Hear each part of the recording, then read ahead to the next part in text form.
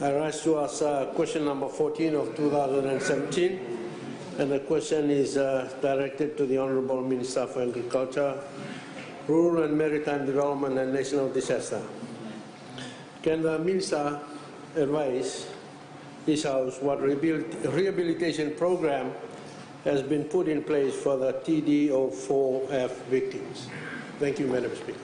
Thank you. I give the floor to the Minister for Agriculture, Rural and Maritime Development, National Disaster Management. Thank you, Madam Speaker, and I thank the Honourable Member for the question raised this morning on the rehabilitation concerning Tropical Depression 04 Foxtrot. Madam Speaker, it's an opportunity for me as well, as Minister responsible for disaster management, perhaps just to highlight some of the threats and the risks related to the climate that we are going through. The Honourable Prime Minister talked about climate change yesterday. You would see in today's dailies, and I received a report from the Commissioner West yesterday as Parliament was sitting about the heavy rainfall in the Western Division. This is something that we in this Honourable House and the members of the public need to be aware of, the changing weather pattern. Yesterday we had a rainfall of about 100 to 174 millimeters. That's basically about 2 weeks rainfall within a period of 24 hours. Tropical Depression 04 Foxtrot, we recorded about 500 to 800, even to the extent of 911 millimeters of rainfall. That's the rainfall for about 3 months within a period of about 7 days. I remembered in tropical cyclone Evans in 2012, the upper areas in Seruiratu, where most of the streams originate and they flow through the low-lying areas, they were recording 60 millimeters of rainfall, 60 to 100 millimeters of rainfall, even within an hour. So that sends a very strong message, and it's important for all of us, particularly Fijians, to be aware of this, and we need to take proactive measures. It poses a lot of challenge to our development programs as well and the existing infrastructure. In terms of our adaptation programs and even mitigation to some extent, this is something that we will have to consider seriously. So yesterday, Madam Speaker, 100 to 174 millimeters, that's 2 weeks rainfall within 24 hours. So such will be the norm in as far as climate change is concerned. Extreme hot periods and likewise intense rainfall within short durations as well, which will cause flooding. Thank you for the question raised this morning, Madam Speaker. Again, in post-disaster operations, rehabilitation, which is the specific question raised this morning, is the last component of the whole post-disaster activities. First is about saving lives in our initial response, and then we stabilize and sustain lives, and then rehabilitation is the last component. And when we're talking about time frames, Madam Speaker, in best practices, rehabilitation usually kicks in latest from the 6 months period, or earliest, best cases, from the 3 months after a disaster. So for Fiji, Madam Speaker, most of the low-lying areas were affected. There was no declaration as per the recommendation of government officials. There was no declaration for a state of natural disaster, but that does not mean that there were no responses organized as the weather situation was developing. The team at NDMO and of course in the respective divisions and the agencies that are responsible did activate their emergency operation centers. Mainly the low-lying areas, Madam Speaker, were affected, and of course in some instances, particularly related to infrastructure, because of the high level of water within certain geographical regions that caused some landslide. and that affected some of our utilities as well, particularly power lines, and of course roading, as the most evident is the slip at Longani in Telebu. And of course we are all aware of Gamea. I will not go into the details. Gamea perhaps is the most affected of all our rural communities, and we also have reports on Soyeke in Ngau about the school, and of course Yandua as well in Mbua. We are compiling the detailed report, and in the next sitting of Cabinet, Madam Speaker, we will provide the detailed report, and that will then decide the rehabilitation program that will kick in from probably by March at the earliest. But let me highlight, Madam Speaker, the activities that we have undertaken so far. Let me talk on Gamea. Gamea, we did respond. The Diotaveuni managed to go very early at 5 o'clock in the morning, the day after the landslide, just to go and get an initial assessment. And then we took a team from Sukanevalu Barracks just to give us some engineering assessment. And we are thankful to Ministry of Infrastructure and Transport. They provided government vessels that took the team across again for initial assessment. And then the team that was working there for the last 2 weeks, including residents and all the... again, it was about saving lives, and it's about stabilizing and sustaining. And on that, Madam Speaker, we have relocated the health center, and we have a temporary health center at this stage, and likewise we have done so with the school, and of course we have fixed their water needs, and of course we have provided them with rations, with some foods to sustain them, and most importantly on psychosocial support. That was undertaken by a non-government organization together with the health officials, because people were traumatized, people were in an ambivalent state, and then therefore the psychosocial support is very, very critical for the people in Gamea, and I'm thankful that they have managed to recover, and of course over time we will see them performing to the best, and of course hopefully living a normal happy life as well on the island. For agriculture, I'll talk specifically on agriculture because I did promise the Honourable Leader of the Opposition that we will give more details because of her written question which she has kindly withdrawn. On agriculture, Madam Speaker, we had an estimated damage of around $11.7 million compared to the more than $250,000 that we had in Cyclone Winston.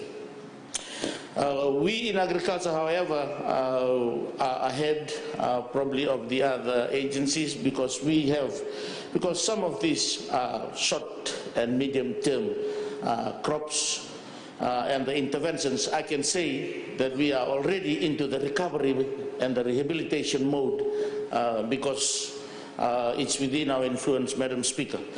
Again, Wenimala, Wendina, Wenimbuka, all these low-lying areas were badly affected, and of course in the Saibu Valley, in the Ra area, Burentu and the surrounding areas. We have given assistance in the form of seeds, suckers and planting materials. And of course, for those that had a lot of silt in their land, we are able to provide them with assistance as well on land clearing and of course land cultivation and even some drainage work if need be. And that assistance was published in the papers so that people can also be aware. For livestock farmers, Madam Speaker, we gave feed because most of the feed were wet, and even to help maintain animal welfare, we also provide them with feed and of course medications as well, so that the health and hygiene of animals were not affected. And of course we helped in infrastructure as well. Some had their pens or the fencing damaged. we had provided assistance for them in that specific area as well. Otherwise, for the initial response, FEA has done its part. Likewise, Fiji Roads Authority and the other service providers, health and education and so on, Madam Speaker. But I have briefly touched on where my two ministries particularly have control over in the initial response to Ngame Island, and of course what the Agriculture Ministry is doing. But overall, and specific to the question raised this morning on rehabilitation, I will be submitting a report to Cabinet, and then we will determine the long-term rehabilitation program, but probably it will just cover the work on health and the work on education with the communities of Ngame, because the other agencies are basically undertaking their own responses. Thank you, Madam Speaker. Thank you, and I invite questions from the House, if any. Honourable Seruiratu. Thank you, Madam Speaker. Just a supplementary question to the Honourable Minister.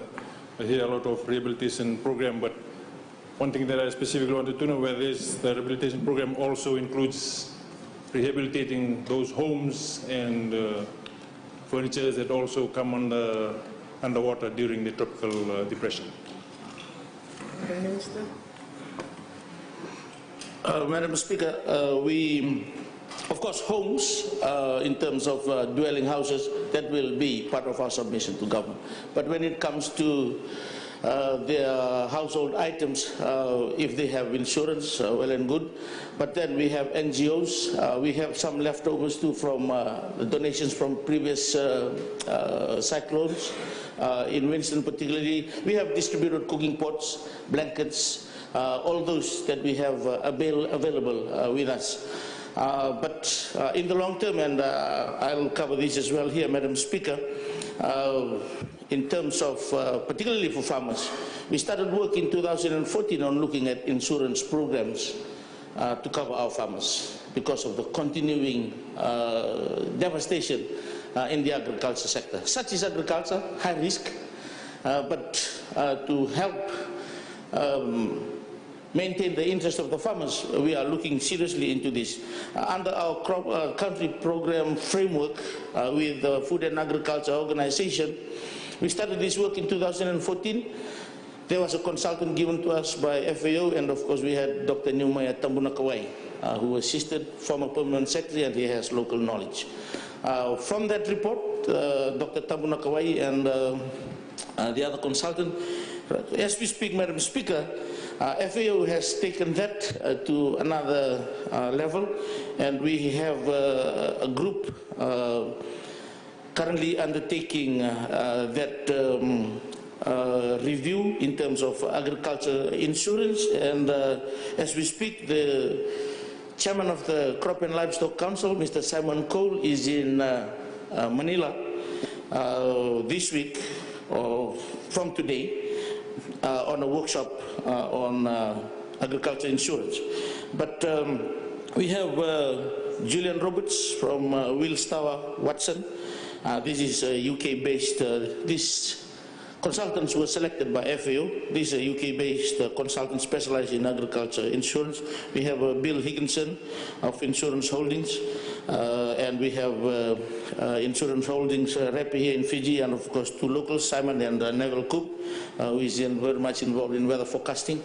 They are doing the consultancy work now to cover, hopefully we can come up with an agriculture insurance policy for our farmers. Honourable Seruiratu.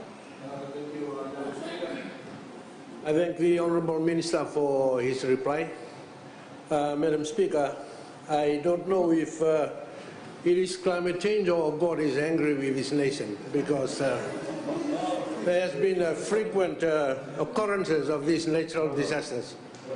And I want to ask the Honourable Minister if there is a plan, because this the frequent occurrences of these natural disasters, if there is a plan to ensure that there are alternative routes or roads or whatever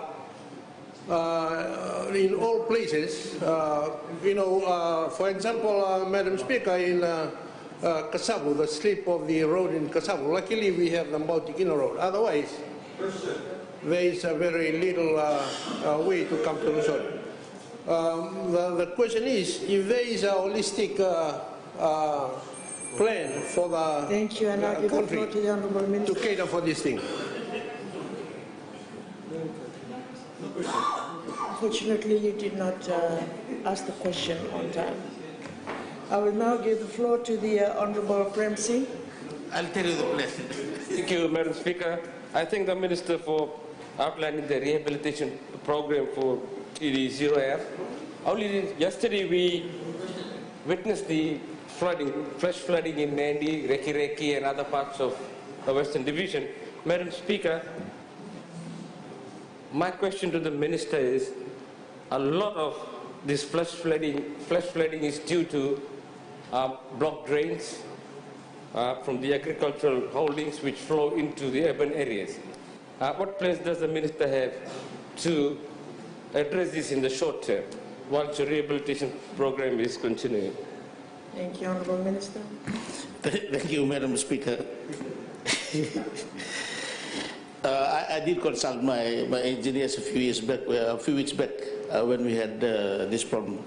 For Rag particularly, there are a few agencies. We have FRA, we have FSC, and we have the Drainage Board, and we have the Town Council, and we have even the Land and Water Resource Management with it. I deliberately started off my response this morning, Madam Speaker, on the effects of climate change, because I did state that it's going to pose a lot of challenge for our infrastructure. And of course, we are working on the plans to improve on our infrastructure, but that will cost money. Because one of the biggest problems that we have in our drainage systems, Madam Speaker, according to the engineers that we have agriculture drainage and the normal drainage systems for the municipalities, but there are no flood control drains. There's a big difference between the two.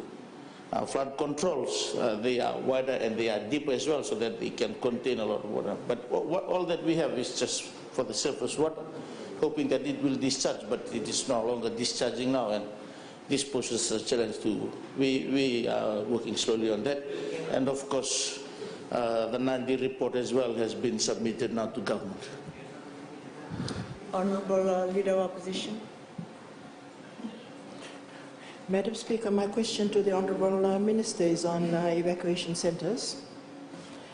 As we have more natural disasters, there will be more need for evacuation centres.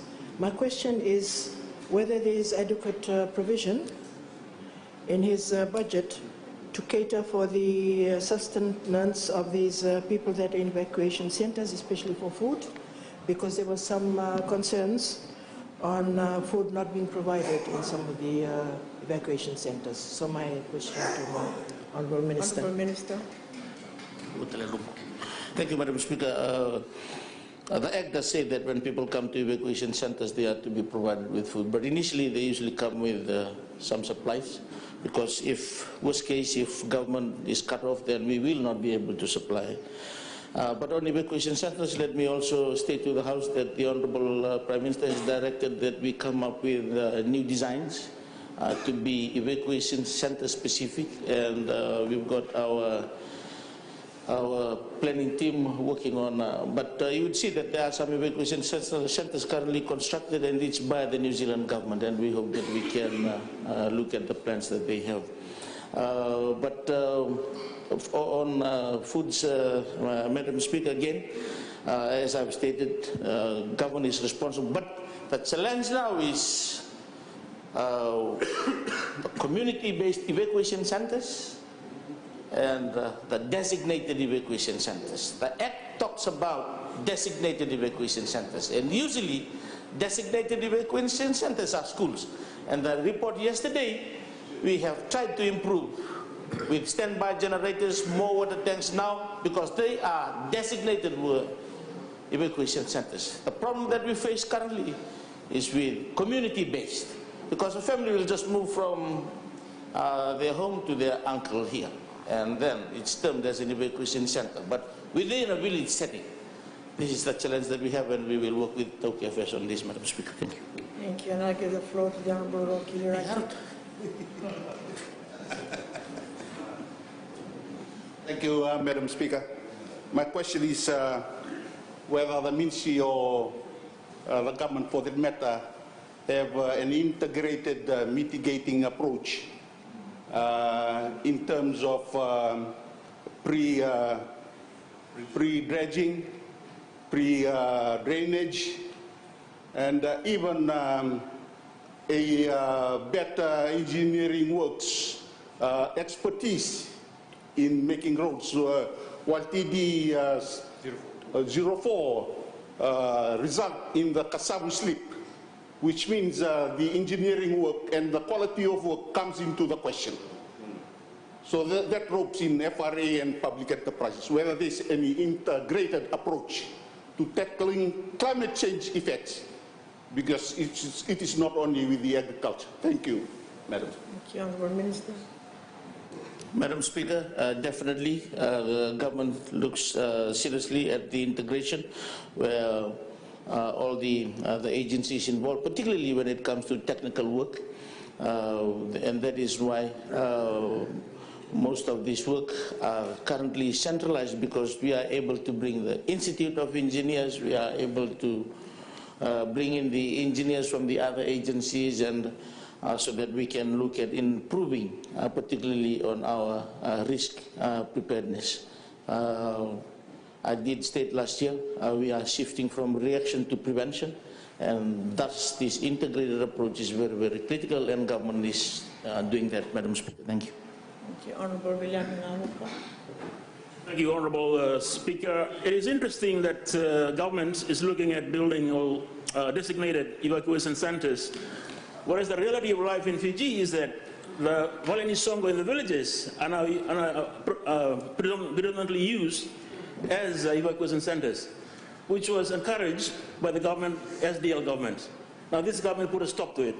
Instead of building designated evacuation centres, why don't you just improve on the Waleni Songos that are now in every village in Fiji? Thank you. Honourable Minister. Thank you, Madam Speaker. Government did stop the building of community centres, community halls, because government had other priorities.